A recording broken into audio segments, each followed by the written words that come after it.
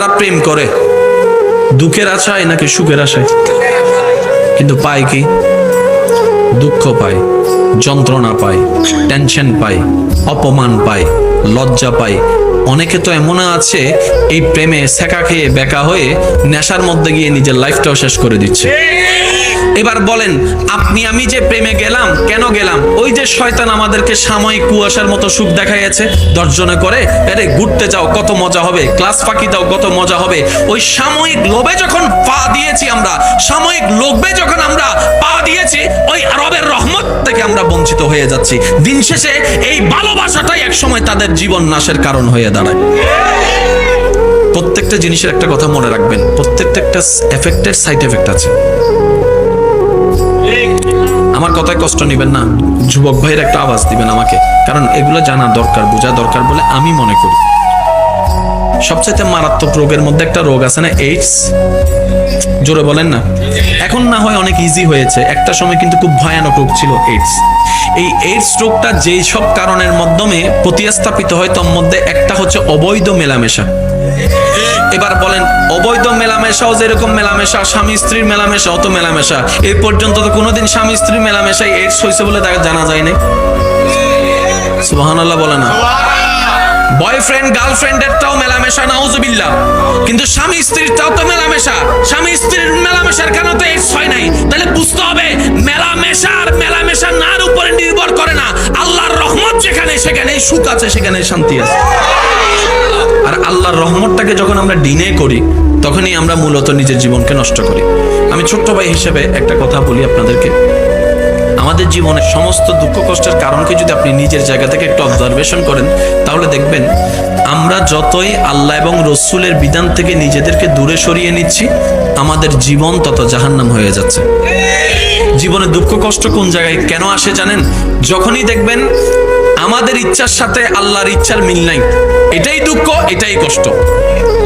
যখনই আল্লাহর ইচ্ছার সাথে, আল্লাহর চাওয়ার সাথে আমাদের ইচ্ছাকে আমরা একমত পোষণ করে ফেলতে পারবো আলহামদুলিল্লাহ বলে, ওই না চাওয়াটাই সুখ হয়ে যাবে। বলেন সুবহানাল্লাহ। এবার ইমানদার ভাইয়েরা ইমানে আওয়াজ দিয়ে বলুন তো, সুখ দেওয়ার মালিক কে? হয় না আরেকটু জোরে। সুখ দেওয়ার মালিক কে? শান্তি দেওয়ার মালিক কে? রিজিক দেওয়ার মালিক কে? হায়াত দেওয়ার মালিক কে? সুস্থ দেওয়ার মালিক কে? ওনাকে খুশি করাই আমাদের কাজ। যদি আমরা চালাক হই, যদি আমরা বুদ্ধিমান হই, ওনাকে খুশি করব যেখান থেকে বরাদ্দ আসে। আমরা ওনাদেরকে খুশি করার দরকার নাই যারা আমাদেরকে ঠেলে ঠেলে জাহান্নামে নিয়ে যাবে। মানে না মানে কবরে যাইতেই হবে, উপায় নেই। মানে না মানে ইচ্ছা হোক না হোক, আজরাইলের সাথে দেখা হবে, দ্বিতীয় কোনো উপায় নাই। সারা জীবন থাকতে চাইলেও সবাই যদি 10 লাখ টাকা করে গোশও দিই, কেউ আমাদেরকে মরার পরে 2 দিন রাখবে না, যা ফোঁসা বাসি না সহ্য করে দেয়।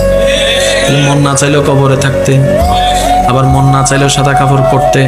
তাহলে আপনি আমি কিছু কিছু জায়গায় অপারক, আমি শ্রদ্ধার সাথে বলছি, কিছু কিছু জায়গায় আমরা অপারক, যেখানে আমাদের দ্বিতীয় কোনো চয়েস নাই, অপশন নাই। আর সেই জায়গা কি? মৃত্যুবরণ করতে হবে, কবরে যেতে হবে, কবরে থাকতে হবে, একা একা সারা রাত সারা দিন থাকতে হবে, রবের দরবারে একদিন হাজিরা দিতে হবে। তাহলে আমরা যদি সত্যিকার চালাক হই, বুদ্ধিমান হই, আমরা সেই জায়গায় প্রস্তুতি নিব যে কিভাবে রবের সামনে দাঁড়ালে অন্তত কিচ্ছু বলতে না পারলো এতটুক বলতে যেন পারি, ইয়া রব, পারি নাই তোমার হুকুম যথাযথ পালন করার জন্য, তবে আমি বুঝ হওয়ার পর থেকে আমি চেষ্টাই লেগেছিলাম তোমার হুকুম পালন করার জন্য, তোমাকে খুশি করার জন্য। সুবহানাল্লাহ। পারি নাই, অন্তত চেষ্টা আমি করেছি যখন থেকে আমি বুঝার শিখতে পেরেছি। এটাই আমাদের জন্য বাঁচার একটা রাস্তা। হবে কি হবে না? জোরে বলতে হবে, হবে কি হবে না? এবার আসুন আমার ভাইয়েরা, তাহলে সবাই সুখ চায়, পায় কি? জোরে বলতে হবে। কেন জানেন? শয়তানের গুলাতে দেখতে লাগে সুখ, ভিতরে আছে দুঃখ। আর আল্লাহর গুলাতে দেখতে লাগে দুঃখ, আছে আসলে সুখ।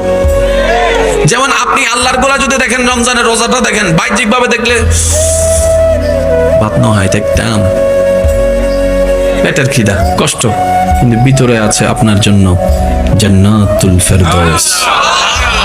আর একটু জোরে। আপনি দুপুর বেলা বুকটা ফেটে যাচ্ছে তৃষ্ণায়, রোজা রাখলে তো পানির কষ্ট, ওদিকে আপনাকে হাউজে কৌসারের পানি আপনাকে ডাকছে। বাহ্যিক দিক থেকে আল্লাহর বিষয়গুলোতে দেখবেন সুখ নাই, শান্তি নাই, মজা নাই, আনন্দ নাই, এনজয় নাই। কিন্তু আপনি যদি শয়তানের গালে লাথি মেরে কোন রকম এই কাজগুলা করতে পারেন এবং এটাতে অটল থাকতে পারেন, এতটুকু মনে রাখবেন, পরকালে তো পাবেন বেগাইরে হিসাব, দুনিয়া তো আল্লাহ পাক আপনাকে বঞ্চিত করবেন এমন নিয়ামত দান। এবার আসেন, আমরা যারা 2023 সালে আসি, আমাদেরকে কেউ মনে রাখবে মরার পরে? আপনি কয়জনের মনে রাখছেন আপনার আত্মীয় স্বজন? দাদার নামই একখানা মনত আছে আর গিয়ে,